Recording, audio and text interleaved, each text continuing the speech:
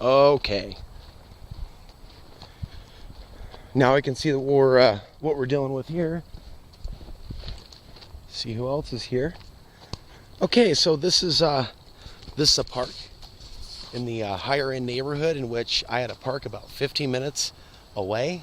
So I remember looking at this a few hours ago, because every time I come into this town, and you can barely tell that it's one of the major towns because of where I'm at right now, but this is within the city limits, surrounded by high dollar real estate, areas in which there's nowhere to park. And even though, I want to enjoy my walk here by the water, I want to share my thoughts with you, the audience. And thank you for being a subscriber. Thank you for being here. Thank you to those of you over at Patreon. So let's talk a little bit about this, because as the economy gets worse for a lot of people, right? They're living their vehicles. They're getting pushed out of a lot of places in America. And we're dealing with, the internet's a great thing, but it's played a role in some not so great things. Other than discuss fake news, the internet has played, as well as media, multimedia, has played a pretty big role in certain areas growing at a artificially high rate, or inflation, an inflated rate, maybe growing too fast. TV shows can play a role in that. Look at what happened to Portland. And if it wasn't for that, I'd be there now.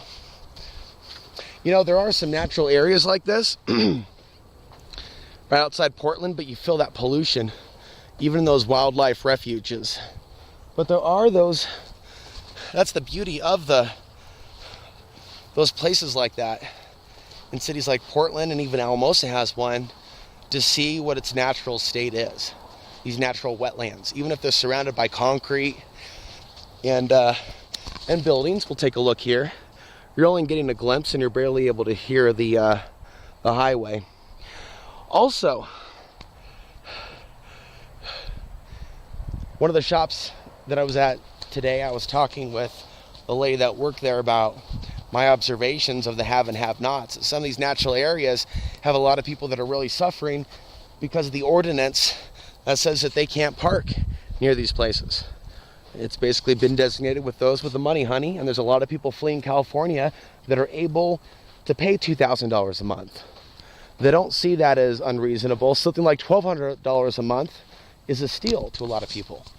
To me, $1,200 a month is still a lot of money. That's big time. And honestly, if I was spending $1,200 a month and I was in an industry in which I was making money, I would want that $1,200 worth a month. I want my money's worth. I'd want to live somewhere really nice. Maybe have a nice apartment in the downtown area. The idea of paying high rents to live alongside nature does not feel like it's in balance with nature. I understand why there's a high dollar value associated with properties near bodies of water like this, but there's something about it that's ass backwards. Because if someone lives a natural way of life, right, where they don't live in cities and they don't work in giant malls and they live a natural way of life, well, they're not going to be making a lot of money. Picture a person that lives off grid, especially someone who's not on the internet. Maybe somebody that grows their own food, maybe somebody that goes to a nearby lake to fish for their morning breakfast, right? It's interesting that a person that lives that way of life isn't considered very valuable, but yet people are running to get away from disease and sickness of the city. So they'll pay high dollar to live amongst nature, yet they're still rejecting the natural way of life. That's what I love about these ad libs. Something will just come out in the time-space reality where it's meant to come out. Special thank you to Randy. Special thank you to others that have also been there on a moral level. And I'm going to be doing more videos like this at different energy centers around this place, because I realize that this is somewhat of an energy center, this city. And I spent more time around the coffee shops and around the thrift stores and around the Walmarts, right, of places like this, rather than in some cases actually seeing the natural areas. So I hope that gave people something to think about, that there are people that are literally looked down upon, that just simply want to heal and be alongside nature. They're looked down upon because they don't have the money, honey. to do certain things. But those people that do have the money, they're okay if they want to live alongside nature and just be alongside that river, as long as they earn the money to have the right to have their little flag at that spot. And so I am pro private property rights and people actually being able to afford certain things. What I'm saying is you can also see situations where things are thrown out of balance, right? The internet, the media, the way in which they can tweak things on the internet and the media on top of it, control the algorithm to where it's not even necessarily quote unquote free market or natural. When they control the flow of information and certain things are artificially inflated, kind of like putting steroids on it, you can have an out of balance situation. Colorado felt a little bit of that out of balance with marijuana being so illegal in so many places and then becoming legal there, and so pretty much spearheading. And it's nice that some people benefited, but I'd like to come across more community amongst people in Colorado for coming to live an off-grid way of life in some cases. Although many people are not off the grid, they're in Colorado, they're very much a part of the grid and a part of the system, including the system of oppression, including the system of materialism, including the system of fake spirituality and the industry that it is. Many people have brought their trade here, and some people may be worth it, may be worth money paid for energy work done, and then others may not. They may just simply be holding up their marketable pretty face and the way that they market their wares and services. So I'm not getting down on those people, and I also receive that form of energy, also known as money, here and there in random ways, so I can't survive, but I still fantasize about a day where a lot of us have already adapted to a way of life that's beyond money. And in that type of dichotomy of reality, maybe it'll be a reality without technology, maybe an event caused by the sun, as I've talked about for years, that restores us to a more natural flow with regards to our relationships. Imagine if you were part of a tribal community and there wasn't Facebook and technology and even some of the drugs and alcohol that are available today. Imagine if some of the distractions that distract us today weren't around. Many of us, of course, wish that we were with our tribe before such an event. For a person like me without a tribe, I think a lot of this is in the universe's hands and how we interact with the universe and create our own reality. So a lot of our tribes will be the people that are around us when the event happens. That's also why I've been a little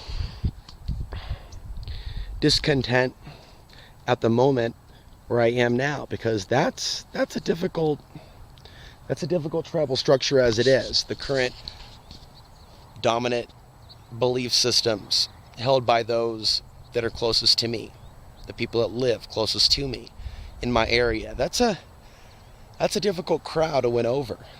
It's not exactly like dealing with Portlanders 10 years ago. It's dealing with the people of Colorado, that dominant demographic, the off-gridders in the modern 2018. And we're dealing with elements of the far right. And that's strange bedfellows from time to time. So, I am waiting for real love, real community, real work that I love, and real adventure. And I feel that these videos are important.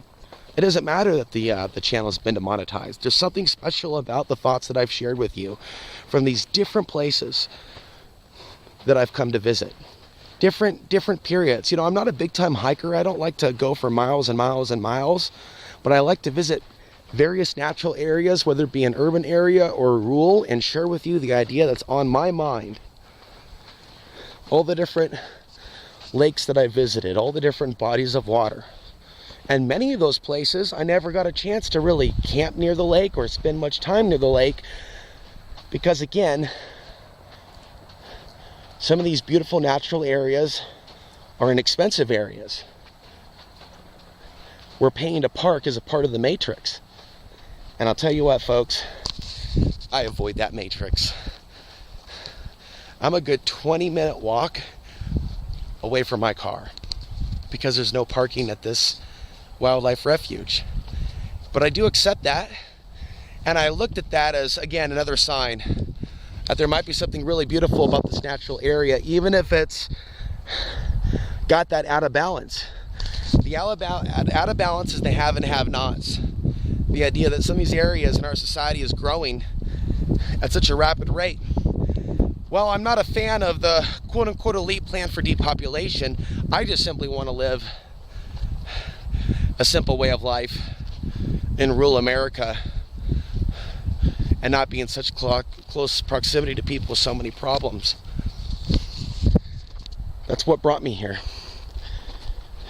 And I've come to find out is enjoying places like this is an inside job. It doesn't come from necessarily finding a great meal at a great price.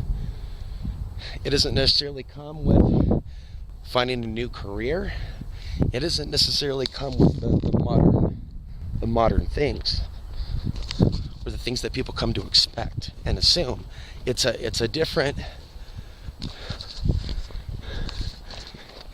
degree of inner peace. My experience is different than the people that live in those homes.